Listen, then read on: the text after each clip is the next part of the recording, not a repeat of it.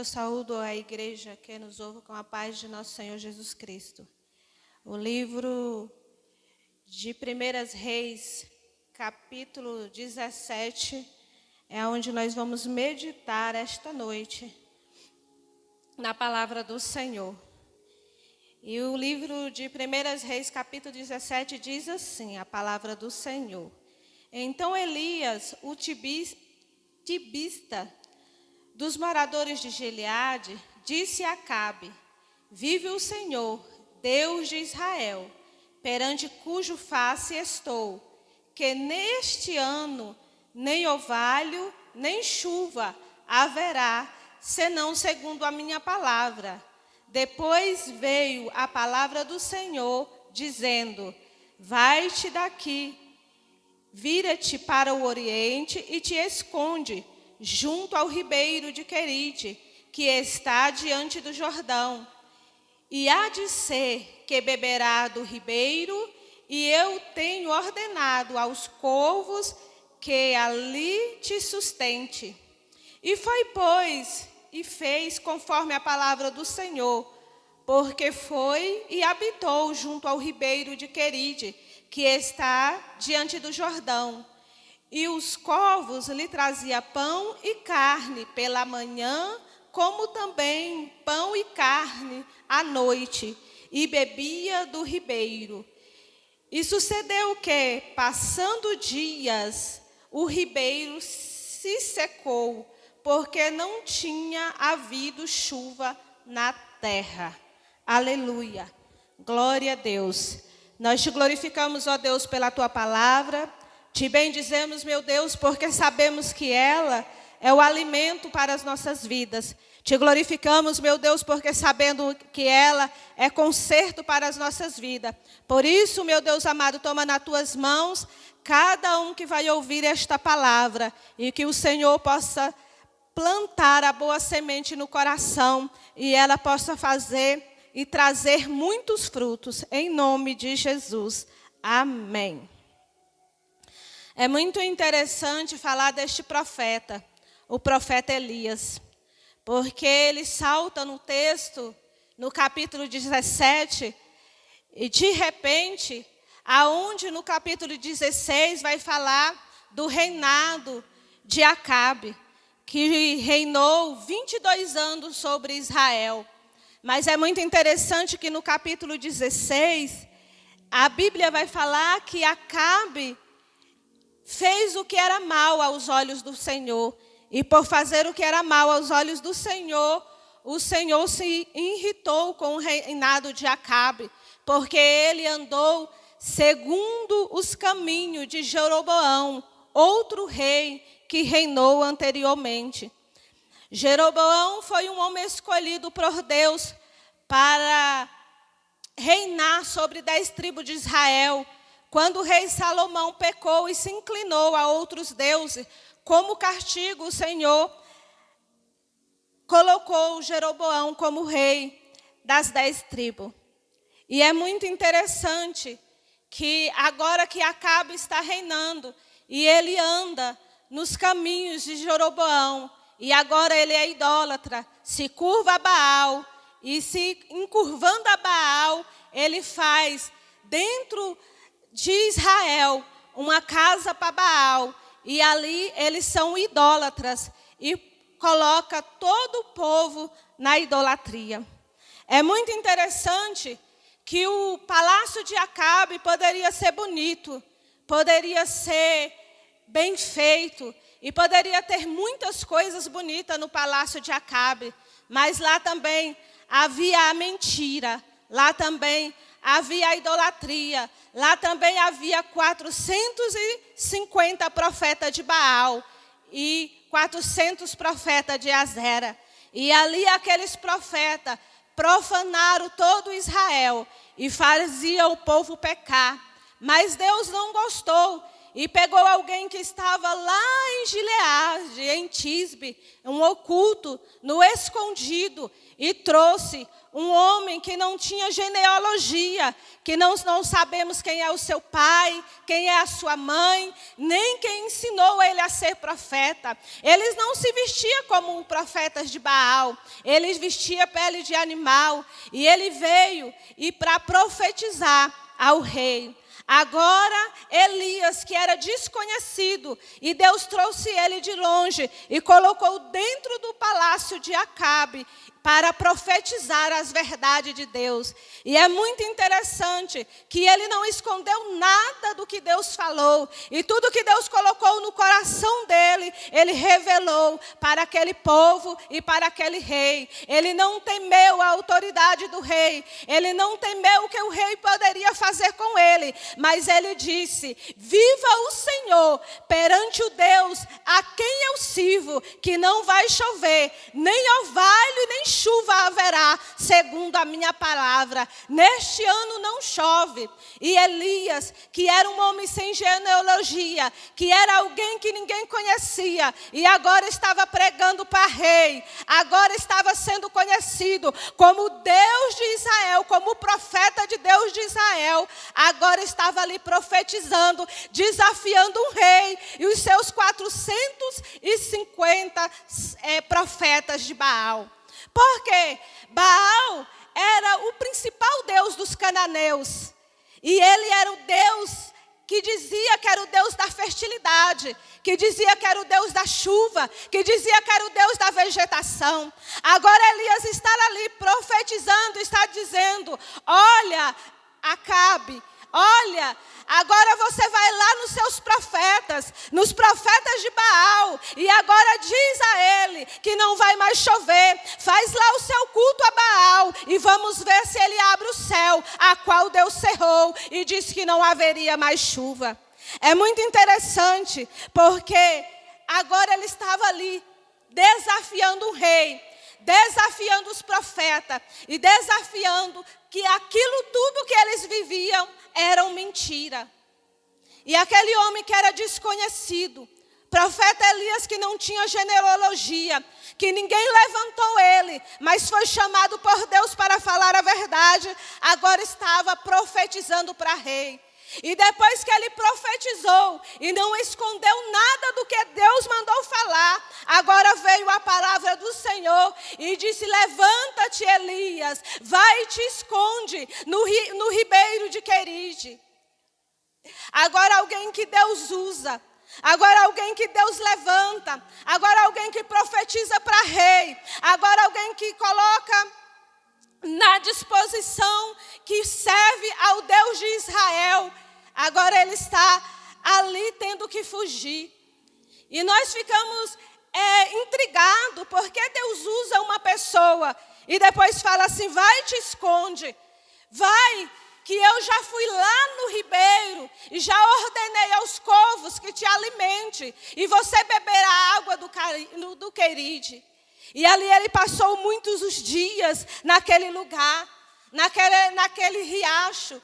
E é bem interessante, porque o riacho de Queride é um lugar aonde Deus fala, é um lugar onde a gente vai estudar. E Deus fala que o riacho de Queride tem um significado de molde, um significado de corte.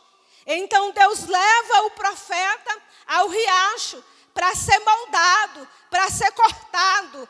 E aí ele leva ele para lá, para deixar ele um tempo. Por quê? Porque ele profetizou e segundo a palavra dele, porque Deus ordenou, não choveu. Ali o profeta poderia ficar orgulhoso. Ali o profeta poderia se envaidecer. Aí Deus pega o profeta e esconde. E isso me traz uma reflexão no Salmo 91, que diz que aquele que esconde no esconderijo do Altíssimo, a sombra do Onipotente descansará. É muito interessante, porque esconder no esconderijo daquele que está acima de todo e daquele que tem poder sobre todos. Aleluia, glória a Deus. E Deus escondeu ali o profeta e ordenou aos corvos que desse pão e carne de manhã e à noite. E ele bebia a água do riacho. E se passou algum tempo, e ele estava ali para ser moldado, ele estava ali para ser cortado. cuidado, porque profeta do Senhor tem que passar na olaria de Deus, tem que passar pela mão do oleiro. E muitas das vezes a mão do oleiro é para tirar a soberba, é para tirar o orgulho, é para tirar o engano, é para tirar o eu posso e o eu faço, mas é para nós vermos que é só Deus quem pode e só Deus quem faz. É muito interessante, porque o profeta ficou ali no ribeiro de Queride para ser moldado pelo Senhor, para ser cortado pelo Senhor.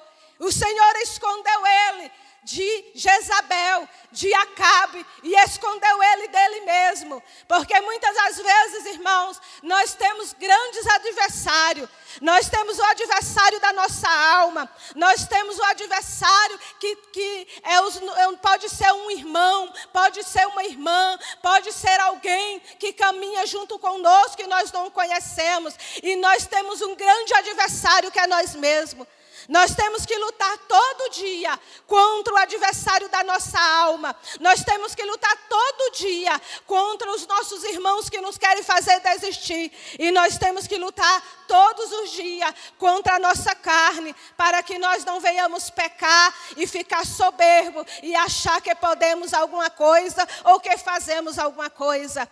Mas quem faz é Deus, quem opera é Deus, quem realiza os milagres é Deus. E não choveu, porque Deus usou o profeta para profetizar naquele lugar. E um dia, se passando-se muito tempo ali no riacho de Queride, o Queride se secou. A providência de Deus na vida do profeta acabou. Por causa da profecia dele não houve chuva. E se não houve chuva, o riacho se secou. E muitas das vezes na nossa caminhada é assim. Nós vemos Deus providenciar algo para a nossa vida.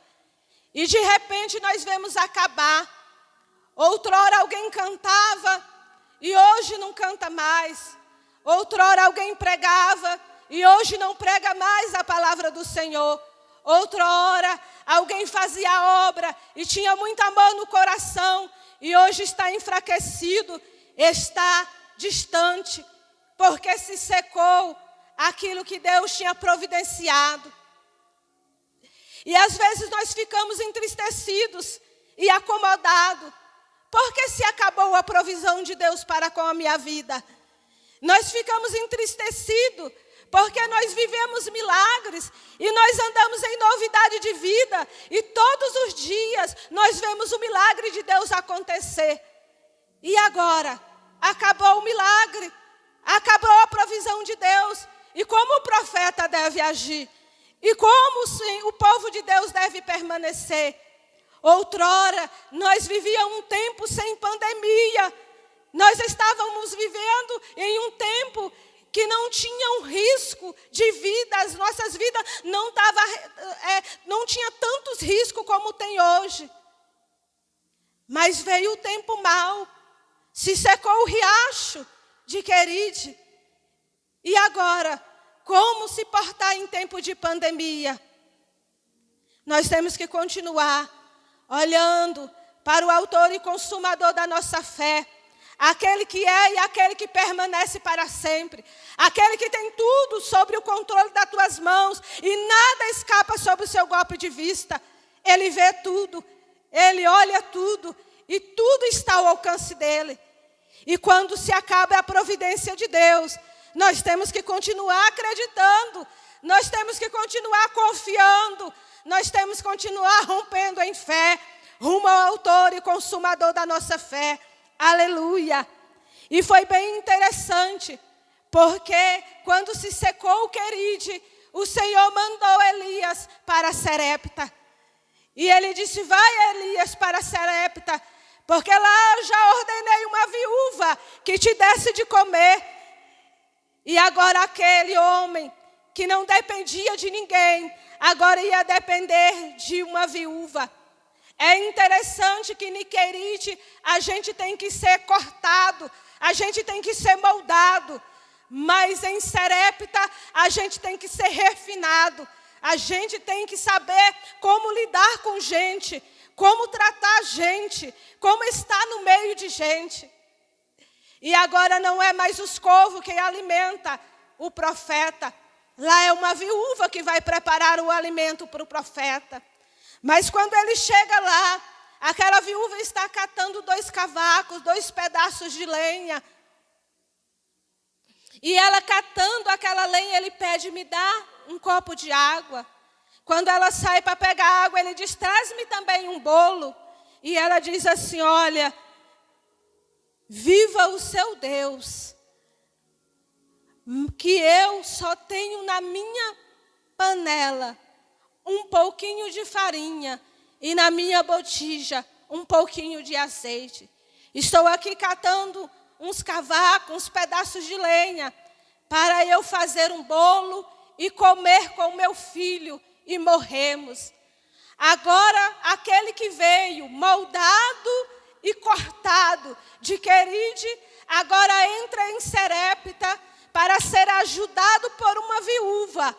Mas agora ele vai profetizar na vida daquela viúva e vai dizer, olha, faz primeiro para mim, porque segundo o meu Deus, não vai faltar nem farinha na panela e nem azeite na tua botija. E aquela mulher obedeceu. Se a gente for ver e estudar também a palavra de Serepta, o significado, nós vamos ver que esta palavra significa um cadinho, um pouquinho. E é muito interessante, porque só era uma viúva, só tinha um filho, só tinha um pouquinho, um cadinho de farinha, um cadinho de azeite. E aquele cadinho sustentou o profeta por longos dias, sustentou a viúva por longos dias, sustentou o filho da viúva por longos dias. Porque a profecia era que enquanto não chovesse, a farinha não ia faltar e o azeite não ia faltar. E aquela mulher creu, e aquela mulher obedeceu, e foi ele sustentado por um cadinho. E muitas vezes na nossa vida é assim, nós vamos ser sustentados por algo que parece ser tão pouco, mas é suficiente para nos deixar vivo. Nós vamos ser sustentados com algo que parece que vai acabar, mas quando ele vem do Senhor, como o azeite, que é o Espírito Santo de Deus, representa o Espírito Santo de Deus, ele vai nos sustentar, vai nos moldar, vai nos cortar e nos sustentar e nos refinar com pouco. É muito interessante, irmãos, porque passaram-se algum tempo, aquele profeta na casa da viúva, sendo sustentado por uma mulher que agora era da terra de Jezebel, porque Jezabel queria matar Elias em Israel, na terra do profeta, mas Deus levou ele lá para a terra dela, para exaltar ele lá. E um dia, o Senhor mandou que ele saísse daquele lugar, da casa da viúva. Ele disse, vai, se levanta e te apresenta-te a Acabe. E ele foi lá e apresentou-se a Acabe. E apresentando-se a Acabe, ele disse, olha, Acabe, eu ouço o barulho de uma grande chuva. E o céu estava azul. Não tinha nenhuma nuvem no céu. Mas ele subiu o monte para orar. E subindo o monte para orar, ele mandou o seu servo ir para a banda do mar e olhar. O servo foi, obedeceu e olhou. Mas ele disse, olha, eu não vejo nada. E ele disse, torna lá 7 vezes. E quando ele voltou na 7ª vez, ele disse, eu vejo uma pequena nuvem, do tamanho de uma mão de um homem. O servo viu uma pequena nuvem, mas o profeta viu o milagre de Deus acontecendo, viu o sinal de Deus surgindo, e a pequena nuvem se tornou em uma grande chuva. E ele disse, vai, diz a Acabe que te apressa-te, e vai para casa, porque senão a chuva vai apanhar ele. O servo foi, avisou Acabe. Acabe subiu nos seus cavalos e foi para casa. Mas Deus deu ainda a Elias uma força sobrenatural, uma agilidade sobrenatural, que agora o profeta que estava em cima do monte, cinge as suas vestes, libera as suas pernas e agora corre, e corre mais do que cavalo, porque é coisa sobrenatural estar acontecendo, e a chuva está descendo, e ele agora corre e vai adiante de Acabe e diz: eu não disse que o Deus de Israel ia mandar uma abundante chuva? E agora ele estava glorificando, correndo naquela chuva, glorificando ao Senhor. E esta é a palavra que eu deixo para a igreja do Senhor. A sinal de uma abundante chuva, ela vai chegar até a vida daqueles que perseveram na presença do Senhor, daqueles que obedecem, daqueles que deixam a idolatria e daqueles que estão em santidade, obedecendo ao Senhor.